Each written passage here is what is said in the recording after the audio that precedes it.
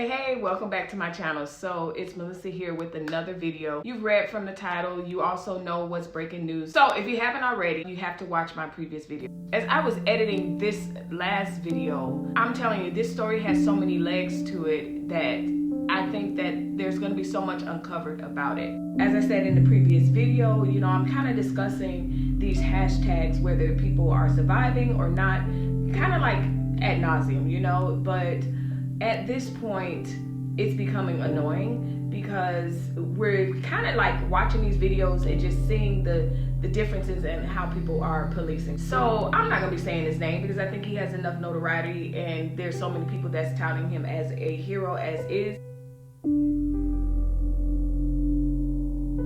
So, let's just take a look at some of his posts.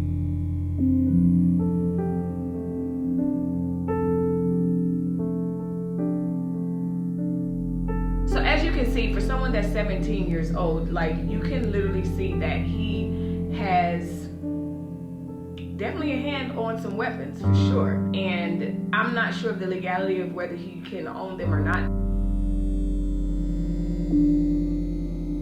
Responsible gun ownership is a right, but at the same time, when you think about the ties, to what he's posting, it feels a little white power-ish. It feels a little extreme. Again, I don't think everyone that's MAGA or Team Trump is insane and radical, but I think that there are some people that are very radical, just like there's some people, that non-supporters, that are absolutely radical.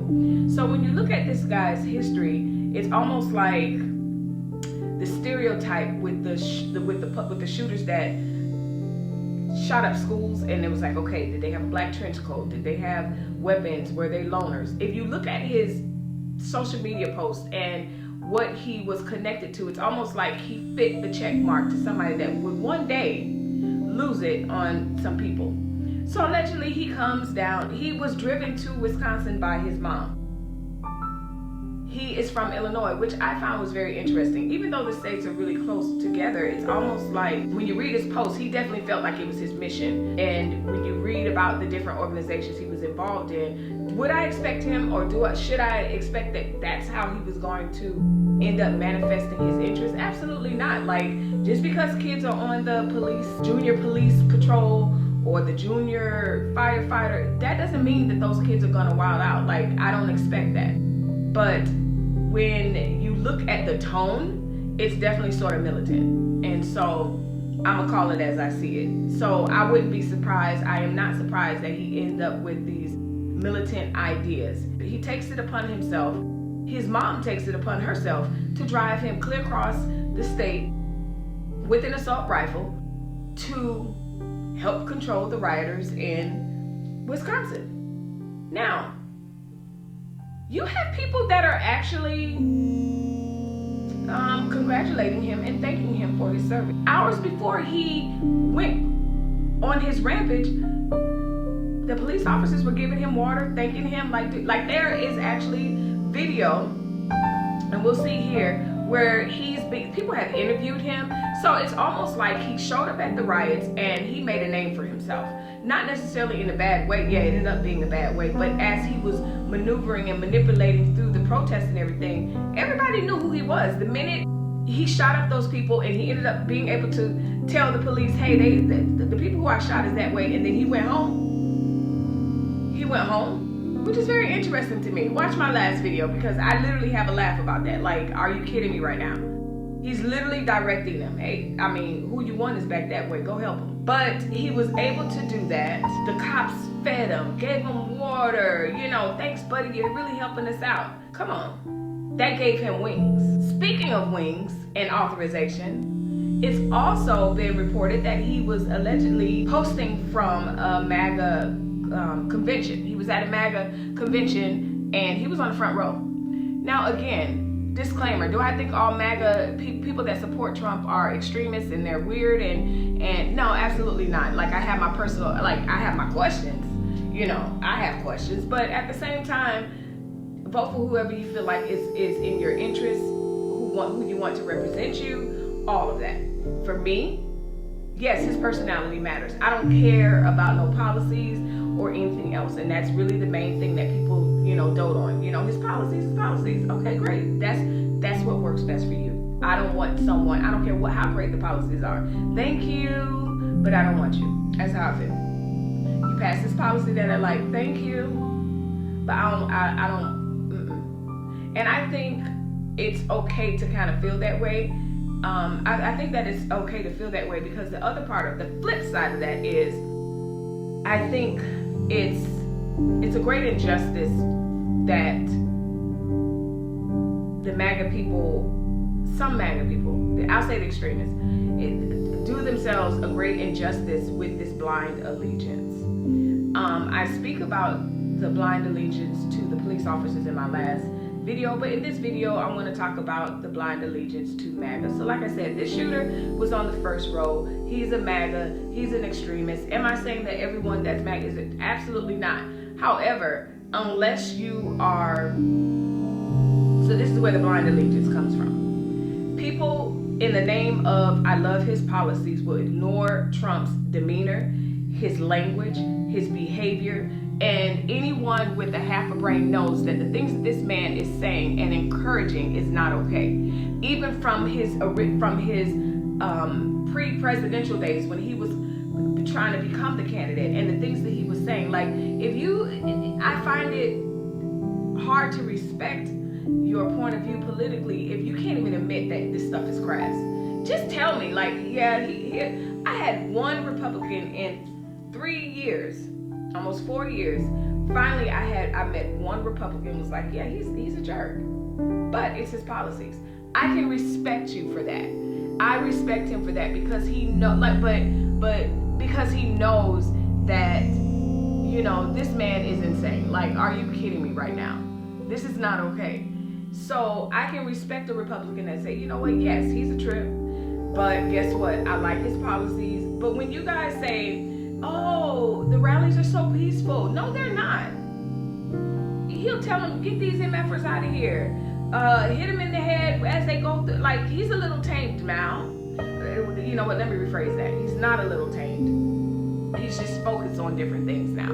But he's not a little tamed at all, But it's just interesting the things that people are willing to ignore. So anyway, so you have this shooter. The Trump administration had eventually spoke out and said, hey, he's not associated, he's not affiliated with us. I don't know who this kid is, and the Trump administration has no ties to it because they know this kid is going to be problematic, and he's going to tout, he should, his defense. If I was his defense, I'd be like, you know what, it was encouraged by the administration. There's fine people on both sides, If I was his lawyer, I'd be like, it's the climate. He was encouraged to do so, So it's just gonna be very interesting. I think this case is going to just send us for a loop from one end to another. I think it's gonna be very, very interesting to see how this plays out, because you're gonna have a lot of people that are gonna try to cut ties with him. And I'm not so sure they're going to be able to do so. So he has ties to, so here's the thing, not only does he have ties to these different organizations, which I don't think there's anything wrong with becoming a public servant as a team. I think those organizations are not meant to breed militants. But of course, someone that I feel is being influenced by the president, then yeah, that's what's gonna happen. In his head, he felt like he was a junior police officer and he was coming to Wisconsin to teach these people a lesson. And if you watch the video, that's exactly what he was saying. He was like, hey, I work for this business. So my question is, was he hired? Or was he lying to the police? And so you have to watch the last video. But as he was walking back, like he was so comfortable. He was so comfortable and was so willing and so able to get in his car after killing 3 people, wounding 1, talks to officers, directs them where they need to go to triage the people that got shot. Walk down the street, approach the police officers who don't come this way. He's strapped with the assault rifle, and he ends up back in Illinois at home.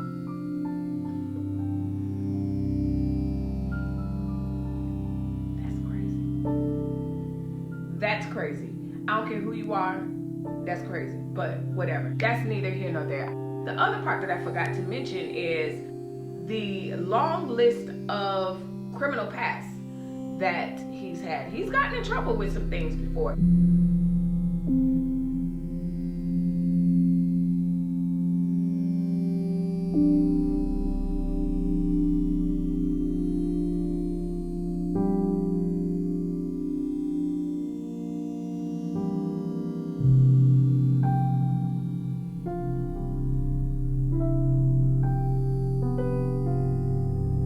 So now again, I only bring that up because, you know, when you have these police shootings, that's the first thing they do. They go back to people's criminal past, and they go back to their past and their history when they were 3 years old and they stole a cookie and all this other stuff. Here we are. We're at another hashtag. We at another shooter. So America, each video, each hashtag, we always say America's at a crossroad.